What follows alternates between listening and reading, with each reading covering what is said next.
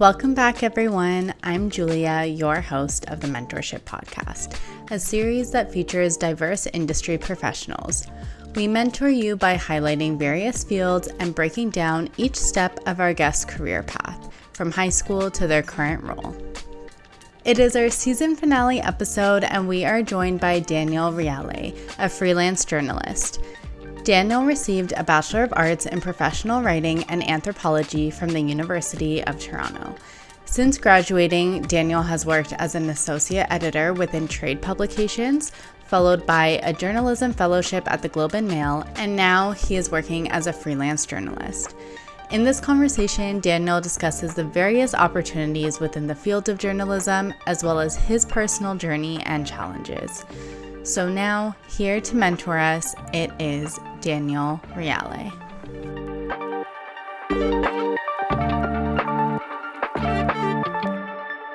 Welcome, Daniel, to the Mentorship podcast. Thank you so much for being here. Thank you for the invite. Yeah, I'm so excited to see you again. We met in undergrad. We were both in undergrad at the time, and we haven't really seen each other since, so it's so nice to reconnect, and now I'm really going to get to hear everything you've been doing since 100%, then. 100%. Yeah.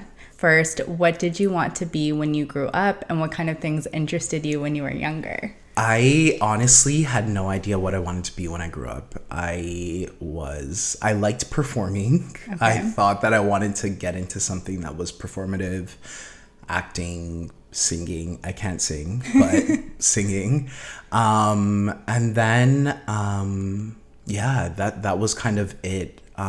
Author was always sort of something as well. Mm-hmm. So I guess I've gotten close to it in this career. But I think that one is still a possibility. Okay. Yeah. Wow. Not the singing. Not the singing. No, that's not happening. It's so funny because a few people have said that what they wanted to be when they grew up was a singer, or like Britney Spears. A few people have said which I totally relate to. I think as a kid, it's whatever you see, right? Mm-hmm. And I think journalism is something that we were exposed to as a child. Mm-hmm. There's definitely been a lot of people on the podcast whose careers we never would have heard about as a child. But journalism, because it's something that can be a part of everyone's daily life. True. We hear about it. And like, of course, author writing as well. True. But I'm interested in hearing how you were able to find like a love or a passion for writing. Mm-hmm. Was that something that you connected with early on in elementary school or high school, or did that come later? It's funny. Recently, I was thinking about the first time that I wrote something, and there was this small book. Actually, it ended up being a big book that was looking for entries for little poems and stuff like that on... I don't remember what it was about. I think it was about love or something like that. And I think I was in like grade 3 and I submitted something. I mean, it should have never made it into a book, but they published it. And I remember going to like this like launch party with my mom. Mm-hmm. I think it was called like Butterfly Hopes or Wings of a Butterfly or something like that. Yeah. Anyways, so yeah, when I was younger, it is something that I sort of knew I wanted to do, the writing. But I think that it was in university when I took a writing course, just like a throwaway writing course. I just thought it was going to be something for fun. Okay. I wrote this story about one of my mom's friends, and it was just like amazing to sort of tell another person's story. Yeah, that's really cool. I think there's lots of writing opportunities to kind of get yourself exposed and see if it's something that you excel in and are talented in, starting from an early age. I remember those competitions too, in school, there'd be like the creative writing competitions or like with the library or what you're talking about too. So definitely I think there's a lot of chances to test it out early on compared to some other fields. I feel 100%. Like it's not as visible. So definitely like for those people looking, even for parents like looking for their kids, there's those opportunities out there. Yeah. So let's get into preparing for university then. When you were in high school, since you didn't really seem to know yet that writing was something that was your main focus, what kind of university programs were you looking into, and also universities as well as your options, and then which one did you end up choosing? I actually wanted to do urban planning. Oh, okay. Yeah, so I was like wanted to go to TMU so bad for urban planning, Ryerson at the time. Yeah. And they had a really competitive program. I didn't get in. Okay. I sort of knew that my marks weren't the greatest in high school, especially grade 11.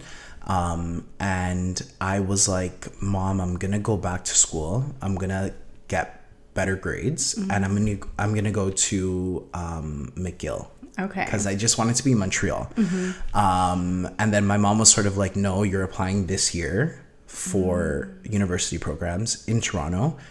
If you get in, go. So I was like, okay. So the plan, if it wasn't going to be McGill, it was going to be TMU's urban planning program. Okay. I ended up applying for all the Toronto-based universities, U of T, York. I got into York, and I got into U of T. I think I originally applied to U of T for some random program.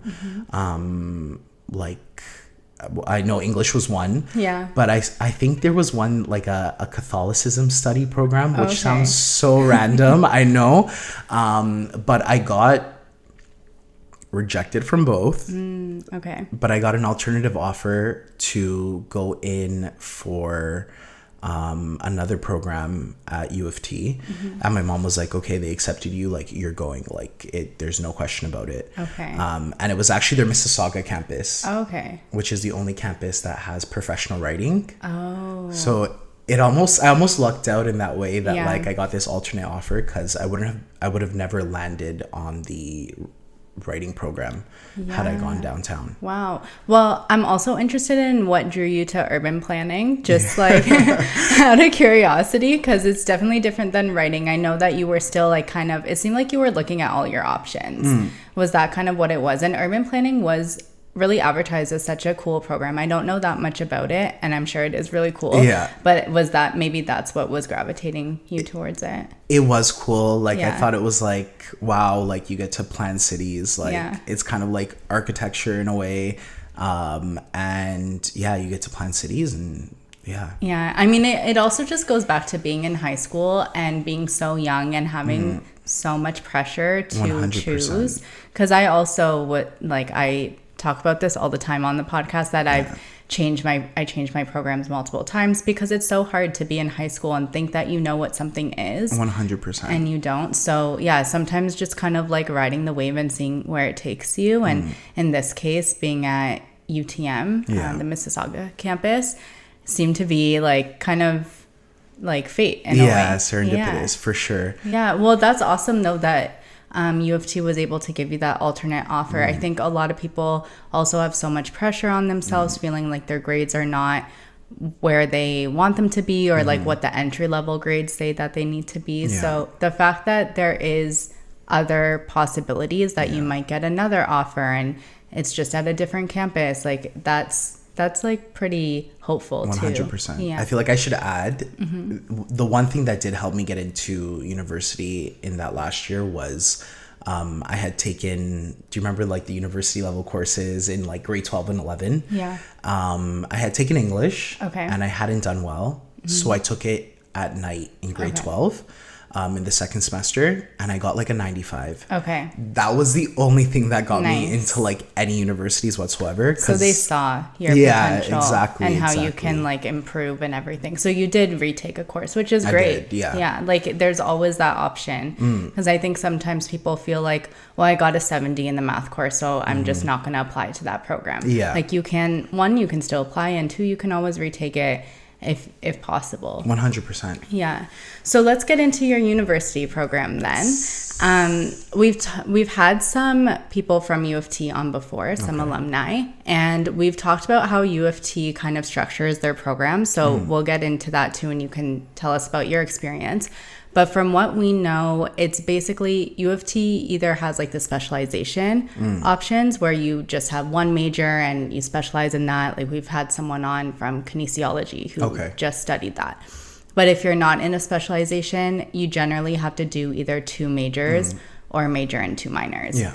And you kind of use your first year to try out different courses and then you declare at the end. Was that what it was like for you? Exactly like that for me. Okay. Yeah. Perfect. So I'm interested then in hearing, I know you kind of already talked about how you took the writing course in first year, but what kind of courses were you doing in first year that ended up leading to your decision for your majors? So my first year was 3 courses, all in the sort of Bachelor of Arts stream, like the humanities stream. Yeah. So I think it was sociology, English, and a couple of other ones.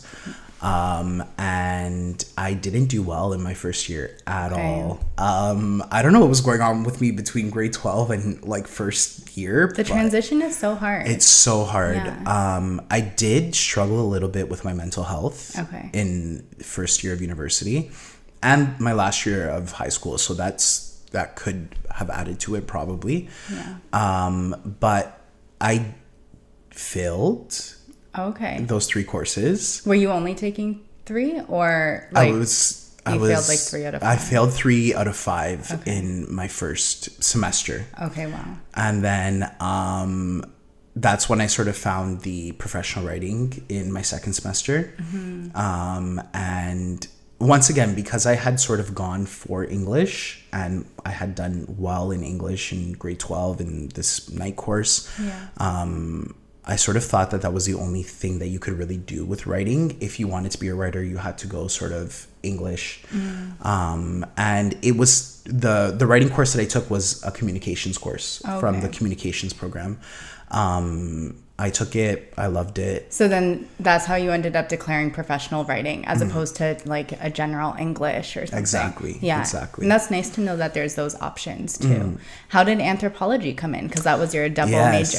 Anthropology was something that I ended up loving. Once again, just taking all those humanities courses in my first year. I think I took it in second semester. It was just interesting. It was just the complete opposite of everything that like I had learned about the world. So I loved it. It was like basically like what you're looking for from university to like rethink the way you think, if that makes sense. Yeah, for sure. So yeah, I love that. And I was kind of like teetering between anthropology and political science. Oh, okay, wow.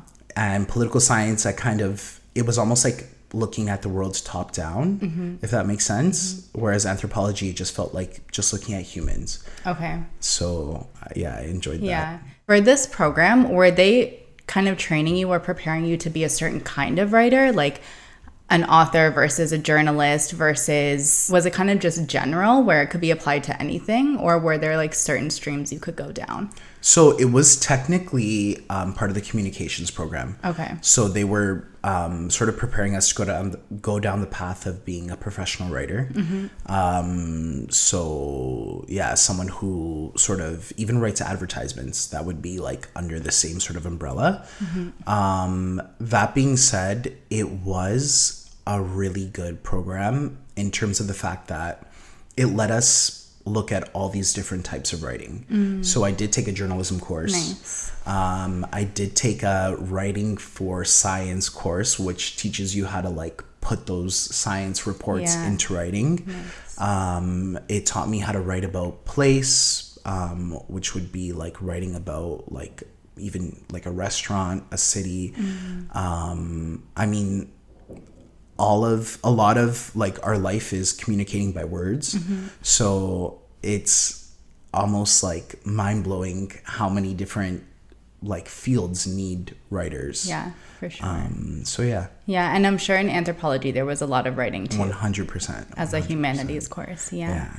And what about any internships or volunteer experiences during your undergrad? Did you have any opportunities for those where you could practice writing in a more professional environment or industry environment? Yeah, so throughout my undergrad, I wrote for our school newspaper, which was called The Medium. Shout out The Medium at UTM. But yeah, no, I got to write features for them. I got to do some reporting. I also did volunteer for a organization that was looking for copywriters. So it was nice to sort of do the journalism writing and also the copywriting / advertisement writing. Oh, nice. In a volunteer capacity, because they taught me so much. Kind of wrapping up with your university experience then, what were your plans for when you graduated university? I had no plan. I was literally like, I'm going to graduate and I do not know what I'm going to do. We'll figure it out. Yeah. It's, you are working so hard that it's so difficult to also think of like 5 steps ahead. You're just trying to get through, passing the courses and everything. 100%. I guess I also didn't really ask you, how were you able to make that transition of failing those courses in your first semester to, seeing the light at the end of the tunnel and being able to graduate and turn things around? It took a long time to see the light at the end of the tunnel. I took like 5.5 years to finish my undergrad. Yeah. So it took me a while. Part of that was the fact that I didn't know what I was going to do after. So in a way, I was probably self-sabotaging a lot and sort of keeping myself back. Delaying the process. Exactly. But in the end, I think it's sort of clicked for me in those last couple of years where I was kind of like, okay, I do have enough courses to sort of, graduate. I just need to finish this last thing and I will figure out my life after this. Like, I just need to get out. Yeah. I think that sort of just helped push me through it. And then, so how did you navigate from there? How did you end up working as a freelance writer and transitioning into that kind of role? I applied to some research journalist position with a financial newspaper in Toronto, and I got it. Oh, okay. And it was a 6-month contract. It was tough because I was working from home. All sort of just lined up for me in that last year when I graduated in 2020. And I found that job. So starting with contract positions and things like that, I was wondering, as a freelancer, do you have to also like register yourself as a business, or you're just looking for, like, how does that work? So it's a sole proprietorship. And so, but then when you're applying to positions, you could still apply to positions that are not necessarily like solely freelance work. It could be more like a part-time position or a full-time. Like, you have that flexibility. Exactly. Yeah. So two like different environments in a way, but 100%. You could kind of go back and forth and do either, I guess. Okay. And so were there I'm interested in hearing about the media outlets that you've worked with, whether it be newspapers or any others. Could you talk about some of the ones that you've worked with and your experience through that and what you've learned, and even the pieces that you wrote as well? Sure. So for the first 3 years that I was in journalism, especially after that first contract in 2020, the first 3 positions that I worked for were called trade publications. They were B2B magazines. So you're basically writing for businesses. One was for financial planners and banks. One was for convenience stores. And another one was for like construction workers, contractors. So everything related to the magazine was all like information for those business owners, for workers in that sort of industry.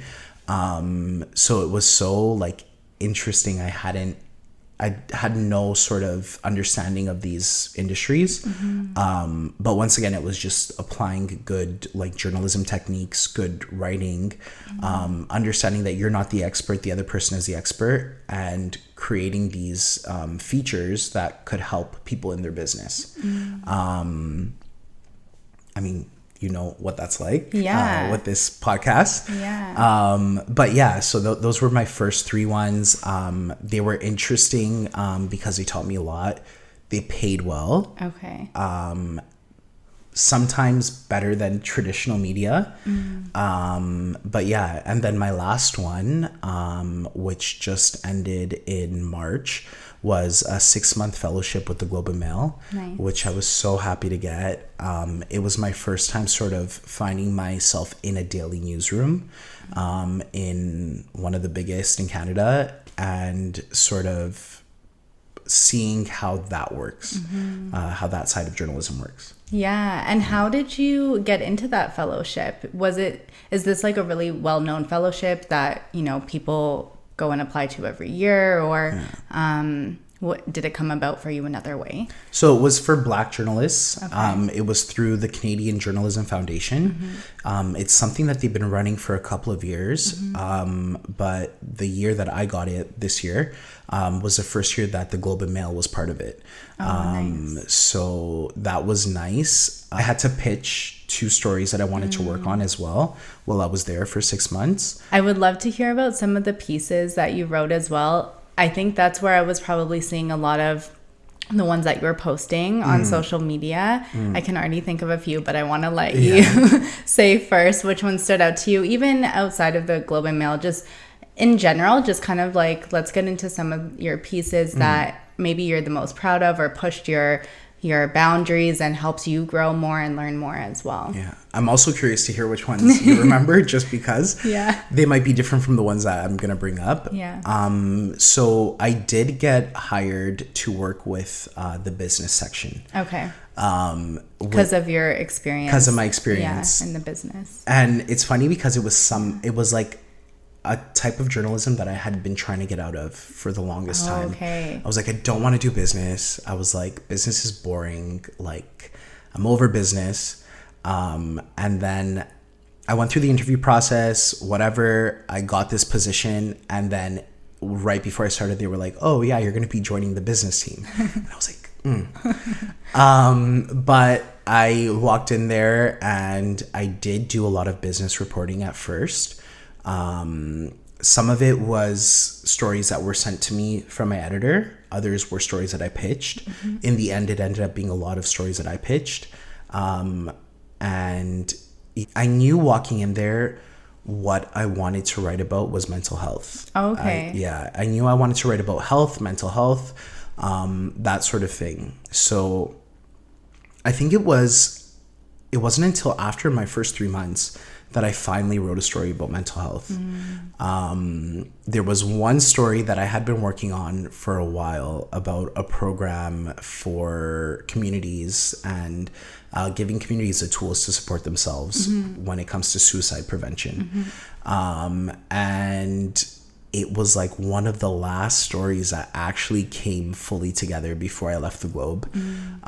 So that one sticks out to me just because it was a story I really wanted to tell. Another one that really sticks out to me is a story about barbers and giving barbers the tools to become sort of mental health first responders for the Black community. So those were kind of the stories that I wanted to write. That was like sort of like those passion pieces. I also loved the arts.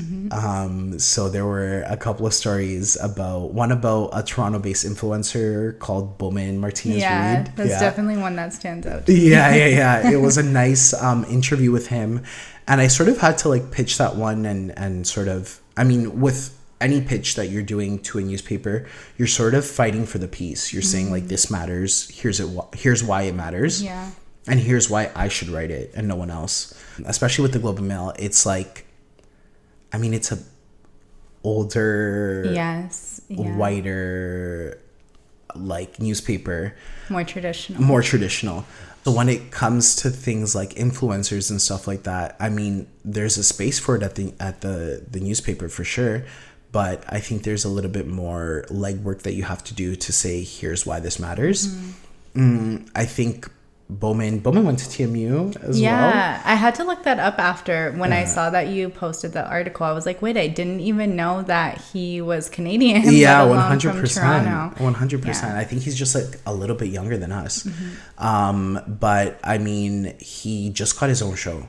Yeah. Like, I mean, I was kind of like, this guy started as an influencer and just got his own show. There's a story there. There's a story there for sure. Yeah. And yeah, I was happy about that one. I had to go to like Bell Media's like sort of like filming lot, which was really cool. And you know, get to go on set and like meet him in person and stuff like that, which was really interesting. So yeah, that one sticks out to me. I think my big piece was about my grandparents. Okay, that's the one I wanted to bring up. Yeah. So I got to write, and that one just like happened by like fluke. Like it was just a conversation with an editor. I was like, I started working with the lifestyle editor. It's called Pursuits at the Globe and Mail. And I don't remember what piece we worked on together, but it was some piece about either like new fashion technology and stuff like that. And just in having like a coffee with her, I was kind of like, oh, like my grandfather's turning 100. I would love to do a piece about him. And it was kind of a back and forth conversation about like, how will this work for the Globe and Mail? What else can we bring into this? And it was about getting 3 people over the age of 80 to talk about staying fit, healthy, active. And yeah, it just worked out beautifully. Yeah. Oh my gosh. I reread that article just the other day because I wanted to refresh my memory just on your pieces and everything. And oh my gosh, it honestly brings tears to my eyes. Like such a nice opportunity to be able to connect with your grandparents. You're half Italian and so am I. And like, so in that way, you're writing about your nana and nonno, and I like totally relate to that. I can't believe he's probably over 100 now, right? Yeah, he's like 100 in a few months. Yeah, because that was last year, I think. It was January. Yeah, and like I couldn't believe what I was reading when he said how sometimes he just goes up to the exercise studio and works out on the bike. I was like, oh. Yeah, he like honestly, okay, so he moved into the same condo building that I'm in last year, and sometimes I go over, like even when I just need to like recenter myself and like remind myself that like I'm part of a family, I have people that love me, you know what I mean? It's so nice to just walk over there and like just see what he's like concerned with on a day-to-day basis. Like he just likes to go for his walks and like go exercise at like 100 years old. I'm like, what? Like how? Like I'm so lazy. Like how are you doing this right now?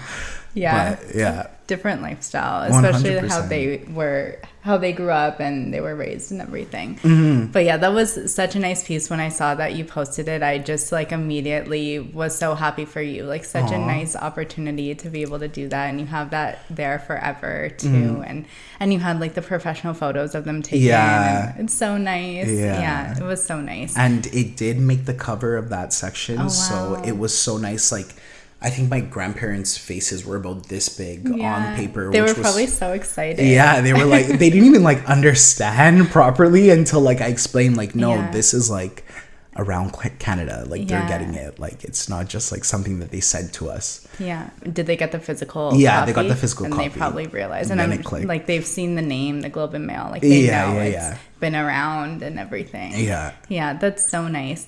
And so interesting how you said how you first started with the Globe and Mail and the business side, but then you did get to bring in all these different aspects. Yeah. I do see where like mental health and business can intersect for sure. So there's definitely like a lot of opportunity there. But yeah, it seems like you were able to like get outside of that too. Yeah.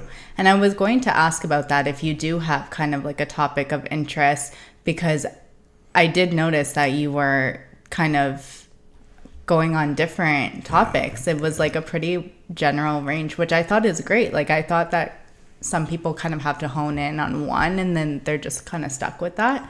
But you've definitely like been getting your feet wet in different topics. I think it's sort of like bad form as a journalist to not have one specific topic that you specialize in. So it's something that like, it's almost like declaring a major. Like I know I need to like say, okay, this is my niche. This is where I'm like the distinctive voice in, whether it be like Black mental health or whether it be like arts or whatever. So it's something that I know I need to do. My interests also vary so much. Like, yes, it's sort of nice to write about business because that's where the money is. And honestly, those stories, they have like huge audiences. That being said, sometimes you need to do it for yourself. You need to write a piece about TikToker who you enjoy watching, because you need to do it for yourself. You need to like almost remind yourself that like, you know, the stories that you care about, other people care about as well. So yeah, I should pick a niche and like quick, but I think it's so early still. Like I agree. Yeah. I agree. I think it's normal to like be taking this time to try out different things and kind of explore and get really focused on one. Like you had the chance to really focus on business and see if you really like it and refine your skills there. But then I feel like you have time to still develop your niche if that's something that you feel like is, you know, like the better form or the better way to go about things. But I appreciate you saying that. And then outside of the Globe and Mail, you also worked as an associate editor for different media outlets. Can you talk about that experience as well? Yeah. So the associate editor positions that I had, those were both for those trade publications that I was telling you about earlier. So yeah, I think, so first of all, as an associate editor, it was sort of, you know, finding freelancers to work for us. Oh, okay. Part of it was writing like a feature or two a month. Part of it was writing that our freelancers submitted.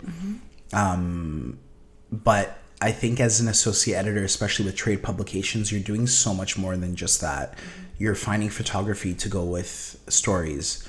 You're creating a magazine, like packaging this thing that is going to go out to readers, making it flow nicely, making it look good, creating all of the headlines, creating the sort of index page, deciding what goes where, which story is going to be the back page, and even sort of placing ads in the magazine. So it's a tough job. Thankfully, I always worked with an editor. But I think the thing with being an associate especially, is you're always learning to sort of take over or become an editor.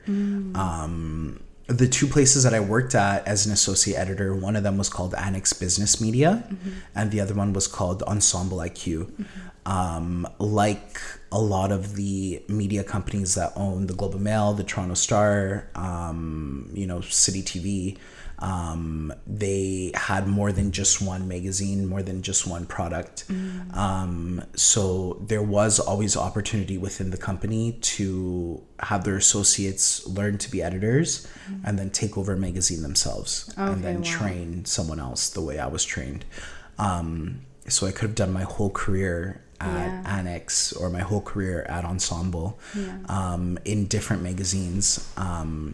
It just wasn't for me. Okay. Yeah. So, because it sounds like it's more of like the whole production side for a magazine. Exactly. Really doing, like getting everything together and organizing that. So did you find throughout that process that you're definitely more on like the writing side of it as opposed to like the organizational side? Is that why it wasn't for you? I don't know, honestly. Yeah. I like being an editor is being like a creative director of a magazine. It's being like all of those different things. There is a production team. There are people that sort of, you know, edit the photos and stuff like that, depending on where you work.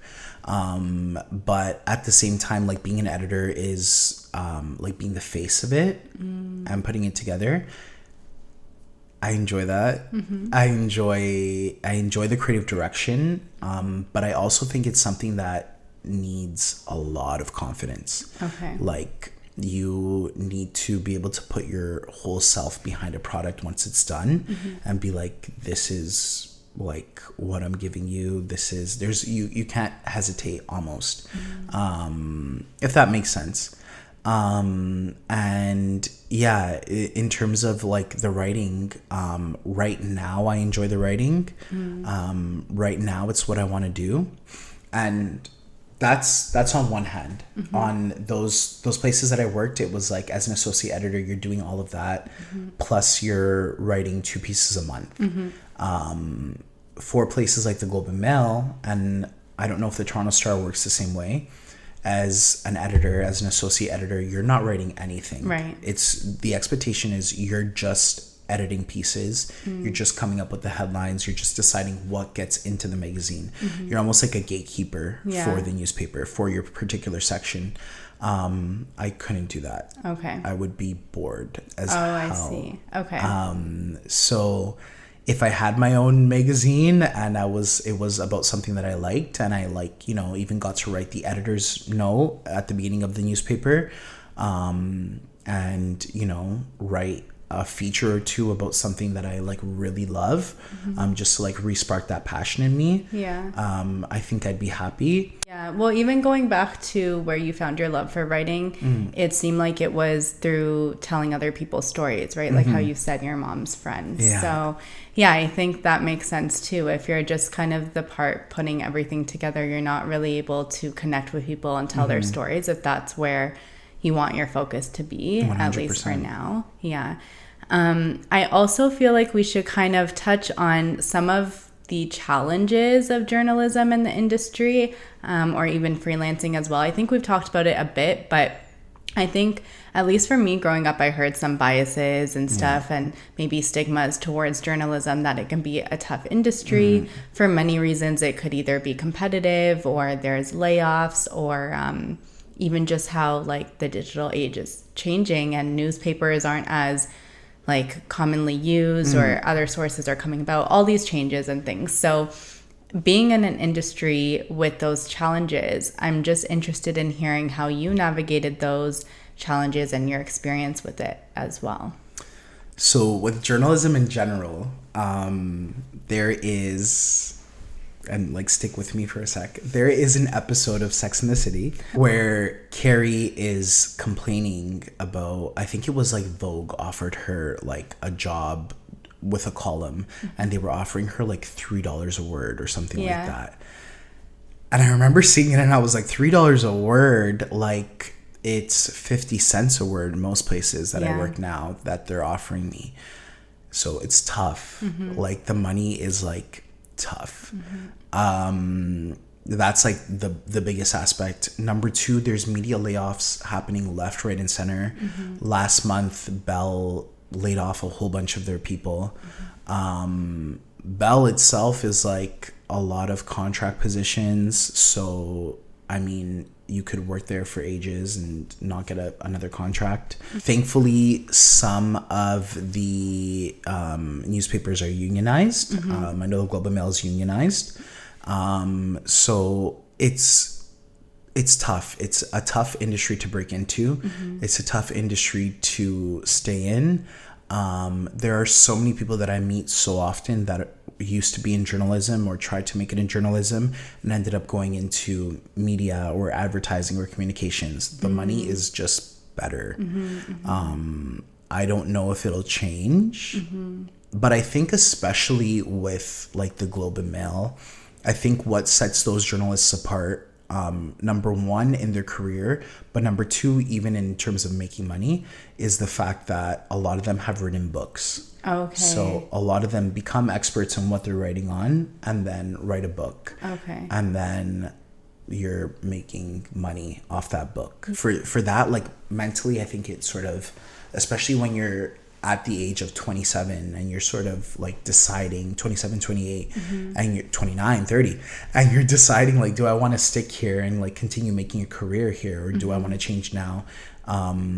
It's a hard mental game to play with, but once again, when you publish stories one about your nono and it makes you happy, you're okay, this is sort of what I'm doing it for, and it might be the same for every job, but that's the industry. It's great though that you've been able to see different aspects of it. You saw the trade publication side, you know what it's like to freelance, what it's like to be in-house. No matter what, whether you're in-house or whether you're freelancing, relationship building is super important. I think with in-house, it's more important to build relationships with people who can act as sources. So that you know what stories are going on. You can find stories that you have an exclusive on, et cetera, et cetera. As a freelancer, it's super important to build relationships with sources, but also with editors. At the end of the day, it kind of comes down to like, you need an editor to like you. Yeah. They will give you work if they like you. They are trying to fill a newspaper. They're trying to fill a magazine. They need content. They want to work with people that they like. So networking is so important. Yeah. Do you do that just from being able to, how you took on these different roles and positions, and then really just taking advantage of the networking while you're there, knowing that it's a contract position? Or are there other networking opportunities too, just like socially in the community, kind of things like that? Yeah, so so I think networking is a day-to-day thing. Like you are building those relationships day to day when you're at work, especially as a freelancer. Yeah. Like for those 6 months that I had the fellowship, it was like, okay, like I knew I needed to like make as many connections as possible, because there may be a journalist that I need advice from. There may be an editor that I want to work with as a freelancer. There are editors that I'm working with now as a freelancer because I made those connections while I was working there. I don't know if I would have made those had I not done my 6-month fellowship there. Yeah. There's also other networking opportunities.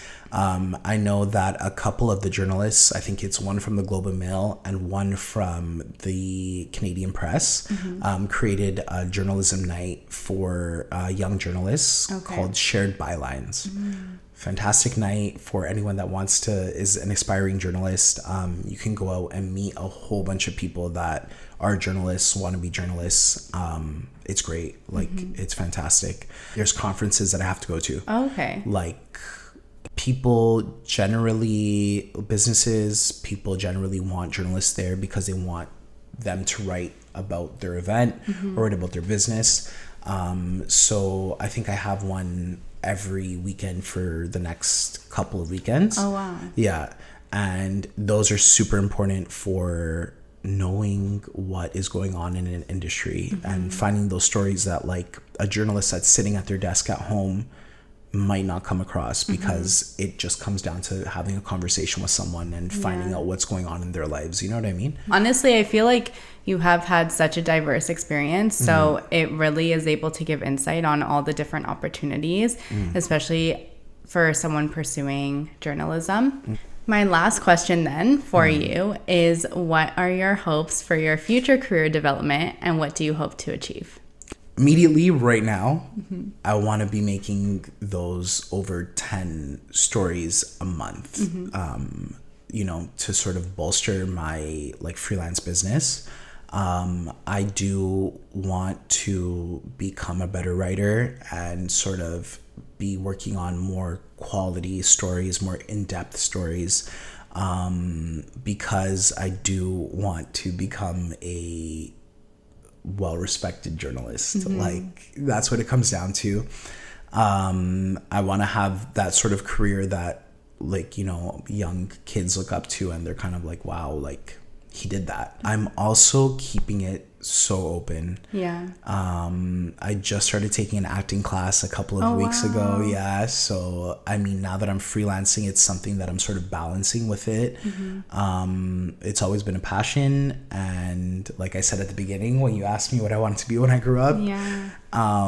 So I'm thinking that as a freelancer, I can sort of potentially balance like a commercial. Yeah. And filming that along with writing and stuff like that. Just doing a couple of things that sort of make me happy, and finding a way to get paid for them. Yeah. That's so awesome that you're like, I feel like you're in this place where you're able to kind of explore as well. And I feel like you already are making people proud and being looked at as a role model. I mean, I see those stories that you were posting and that you continue to post, and like I said, I get so excited about them every time I see them. So I feel like you're already there for I'm sure lots of people. Thank you. I can't wait to see how you continue to grow and how you build your niche more and how you explore more and do different things. And I feel like I've really learned a lot about journalism as well in this field, and how you can bring in different positions, different hats, like how you said, and being able to go through different topics and investigate and report on different topics. I think that's great too. Especially like how you were able to break out of the business and explore further. I can't wait to see more of what you do. Thank you so much. Yeah, thanks so much, Daniel, again for coming on. It's been so nice catching up with you. It has been. Thanks for having me. Of course. Thanks, Daniel. Thank you so much to Daniel for coming on the podcast. This was such a great conversation about the field of journalism. It was so insightful to hear about the different opportunities from trade publications and newspapers to editor positions and freelance. I really appreciated Daniel's openness in talking about not only the challenges in the field, but also his personal struggles. It made the conversation very relatable, and I hope you found it both inspiring and informative, especially for our first episode featuring a journalist. Thank you so much for tuning in to this season. We will be back soon with some very exciting news, so be sure to follow us on @MentProjects on all social media platforms for updates and more mentorship resources. Don't forget that we also have our anonymous feedback form where you can tell us who and what you want our future episodes to cover. The link to that form can be found in the episode description. We can't wait to be back for the next season. Thank you so much for listening.